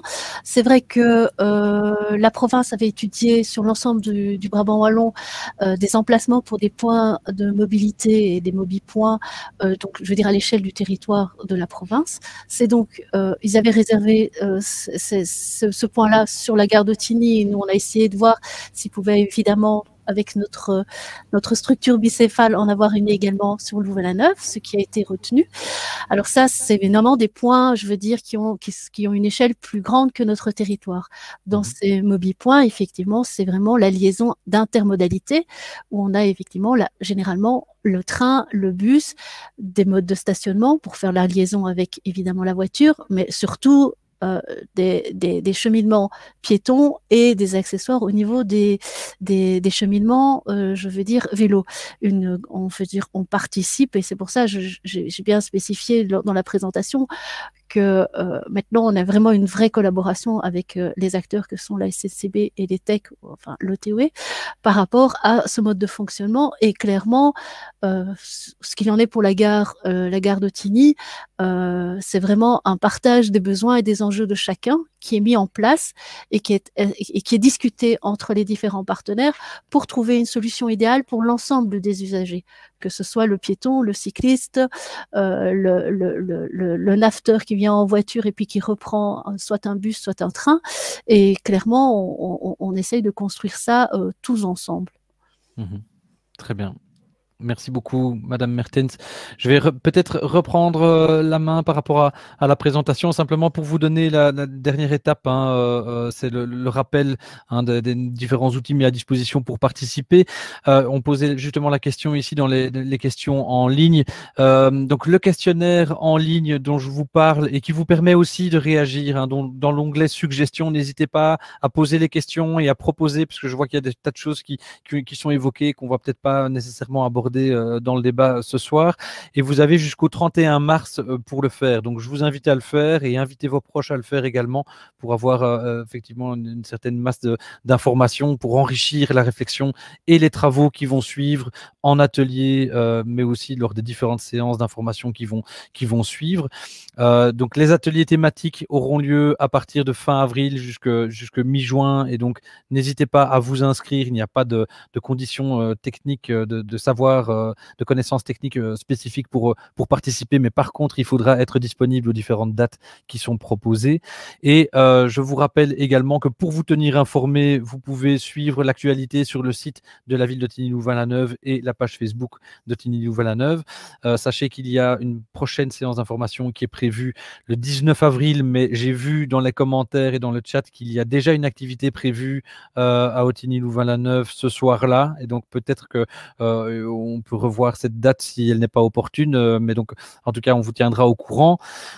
Et la plateforme numérique dont je vous ai parlé, et je ne pense pas qu'on ait déjà mis le lien vers la plateforme numérique dans le chat et dans les questions, donc je propose qu'on le fasse maintenant pour les personnes qui souhaitent déjà maintenant se tenir informées. Et donc voilà, on va alimenter cette page projet des différentes informations et des actualités de la démarche du PAM et des étapes à franchir pour élaborer ensemble ce programme d'action mobilité. Voilà un petit peu le rappel des différentes étapes à venir. Peut-être qu'on peut reprendre encore l'une ou l'autre question. Il n'est pas encore 21h, mais je pense qu'on a déjà abordé beaucoup de questions. Si les orateurs et les intervenants ne sont pas trop fatigués, je les cherche du regard pour vérifier que tout va bien. Peut-être qu'on peut encore prendre l'une ou l'autre question, Alexandra, qui sont posées avant de clôturer ici la séance. Alors Alexandra, je vais te demander d'activer ton micro. Voilà, il y a aussi pas mal de suggestions dans les questions, des interpellations, des propositions. Voilà, j'ai l'impression qu'on a quand même répondu à toute une série de questionnements. Oui. Oui, je vois des questions très très spécifiques aussi, donc n'hésitez pas à les poser dans les questionnaires, éventuellement à m'adresser un email aussi, et on pourrait faire suivre. Je vois notamment ici une question concernant un ascenseur qui descend à l'arrêt de bus Esplanade côté gare. Je suppose que la problématique est connue. À qui faut-il s'adresser? Je ne sais pas si vous avez la réponse en direct ici pour répondre à madame. C'était une décharge d'urbanisme, mais aucun suivi sur l'entretien ni la mise en fonctionnement. Donc c'est parfois compliqué effectivement de faire suivre et d'entretenir. Oui, je sais. En fait, je pense que donc il est toujours privé, cet ascenseur, donc il a été réalisé par un privé et donc il ne fonctionne pas. La réception provisoire et définitive, je ne sais pas comment ça s'est passé, donc ça nous échappe un petit peu. Effectivement, Monique avait posé une autre question préalablement en demandant tiens, mais pourquoi le bus ne s'arrête plus comme avant le long du quai 1 de la gare de Louvain-la-Neuve. Donc dans le temps, avant l'arrivée de l'esplanade, le bus s'arrêtait le long du quai 1 et donc il y avait un accès direct entre le bus, en tout cas sur le quai 1. Après, il fallait remonter l'escalier, redescendre sur les quais 2, les quais 3, ça c'était autre chose. Mais en tout cas, il y avait déjà un accès direct qui était peut-être plus court que celui actuel, puisque quand l'esplanade est arrivée, on a fait un quai de l'autre côté en pensant que ce quai permettrait de monter sur la dalle. Donc il y a un escalier et un ascenseur. L'escalier, il est là. Par contre, l'ascenseur, il fonctionne pas. Mais ça permet de monter sur la dalle et d'aller, évidemment, c'est pour ça que les promoteurs l'a créé, aller vers l'esplanade. Mais ça permet aussi d'aller vers la place de l'université, vers la ville, etc. Ouais. Et donc, du coup, pour empêcher l'idée que les gens risquaient de traverser, de choisir entre le quai 1 et l'escalier, l'arrêt de bus a été déplacé de l'autre côté de la voirie, sur une voirie à part, de manière à ce qu'il n'y ait que ces usagers du bus qui descendent du bus et puis traversent la bande bus pour monter l'escalier, puisque les portes d'un bus, c'est du côté droit du bus quand on regarde vers l'avant. Et donc, sinon, ils auraient risqué de traverser l'anneau central dans une clarté plus que moyenne, à toute heure du jour et de la nuit, parce qu'on ne sait jamais trop. Et donc la SNCB, de son côté, pour empêcher que le mouvement inverse ne se fasse, que les gens ne retraversent l'anneau central pour aller sur le quai 1, elle a fermé le quai 1. Donc voilà, on est dans un système qui a complètement changé, basculé d'un côté à l'autre de la voirie, et ça s'est fait à une époque. Et bon, pour remettre ça en cause aujourd'hui, je pense que ça, ce serait très compliqué, quoi. Ok. Très bien, merci. J'ai l'impression qu'on a épuisé un petit peu toute une série de thématiques. Je propose qu'on... Oui, Alexandra, si tu as eu encore une question. Il y avait à un moment plusieurs questions autour des zones 30. Voilà, certaines zones qui étaient... pourquoi pas en mettre plus, notamment à certains endroits. Est-ce que ce sera des choses qui seront revues dans le PAM, discutées dans le cadre... Voilà. Oui, donc tout à fait, oui, tout à fait. Oui. Tout à fait. Donc effectivement, l'idée c'est de couvrir peu à peu toute la partie de la ville qui se trouve en fait à l'intérieur de l'agglomération. Aujourd'hui, la norme c'est donc le 50 à l'heure et d'essayer d'avoir une agglomération 30 km/h. Il restera des voiries dont la typologie ne permet pas de les mettre à 30 à l'heure. J'ai dit 60. Avant d'avoir fait d'avoir complètement transformé le dispositif, ce que nous ne pourrons pas faire parce que tout de suite, parce que on a déjà fait des aménagements avec des bacs à fleurs, avec des balises vertes. C'est déjà, ça coûte cher, il faut l'entretenir. C'est pas très satisfaisant, donc il faudrait en mettre plus. Enfin bon, bref, c'est sans fin. Et donc il faudrait vraiment faire un aménagement en profondeur de la voirie pour que la voirie puisse être ensuite mise à 30 à l'heure. Mais donc ça veut dire attendre, je sais pas, 5, 10, 20 ans en fonction de l'état et de la jeunesse des voiries dont il s'agirait de remettre en état. Mais donc c'est donc un processus long sur de nombreuses années sur lesquelles on se lance. Et puis après, on essaiera aussi de voir, il y a certains villages qui sont hors agglomération, certaines maisons qui sont hors agglomération, mais qui mériteraient bien aussi de pouvoir être à 30 à l'heure. Et donc, voilà, on va essayer de faire les choses dans l'ordre. Mais oui, on va continuer à développer des zones 30. Très bien. Merci. Je propose d'en rester là, Alexandra, sauf s'il y a d'autres questions qu'on n'a pas encore abordées éventuellement ce soir, mais je pense qu'on a déjà assez bien fait le tour. On a déjà pas mal balayé les différents sujets thématiques et de toute manière tout sera bien pris en compte dans le PV, ça pourra aussi permettre de la réflexion dans les ateliers, dans le processus participatif. Voilà. Très bien. Merci beaucoup. De votre participation. Et donc effectivement, l'ensemble des informations qu'on a récoltées et les questions qui ont été posées vont être retenues et étudiées. On aura l'occasion. Donc j'ai annoncé la date du 19 avril, à voir si cette date est confirmée. Mais effectivement, l'objectif c'est d'avoir une nouvelle séance d'information qui revient un petit peu sur les différents débats qu'on a eus ce soir et dans le contexte du questionnaire en ligne, en vue d'annoncer aussi les ateliers thématiques qui vont avoir lieu dans la foulée. Et donc je pense commence une semaine après cette semaine du 19 avril. L'idée, c'est de pouvoir commencer une première série d'ateliers avec les 3 thématiques qu'on a annoncées. Et donc, il y aura effectivement ce moment d'information et d'autres moments d'information suivront après les ateliers thématiques, donc au moment de l'été et en préparation des ateliers spécifiques qui auront lieu, eux, en automne. Et donc, merci beaucoup aux intervenants, merci aux participants qui nous ont posé toute une série de questions et qui ont, je pense, assez bien brossé les différentes thématiques qu'on va pouvoir aborder dans ce programme d'action mobilité. Je ne sais pas si un intervenant veut encore éventuellement glisser une information ou aborder un point qu'on n'aurait pas abordé pendant cette séance. Non, je pense qu'on a fait le tour. Il me reste donc à vous remercier tous et toutes pour votre participation qui annonce à mon avis des débats passionnants pendant les différents échanges qu'on va avoir sur cette année 2021 pour élaborer ensemble donc un PAM, un programme d'action mobilité concret qui pourra être suivi de mise en œuvre pour améliorer la mobilité sur le territoire de Tigny-Louvain-la-Neuve. Il me reste donc à vous souhaiter une très bonne soirée et à vous dire à bientôt pour d'autres échanges. Voilà, merci. Au revoir à tous. Une bonne soirée. Merci, au revoir, bonne soirée. Au revoir. Au revoir. Au revoir. Bonsoir à tous, au revoir.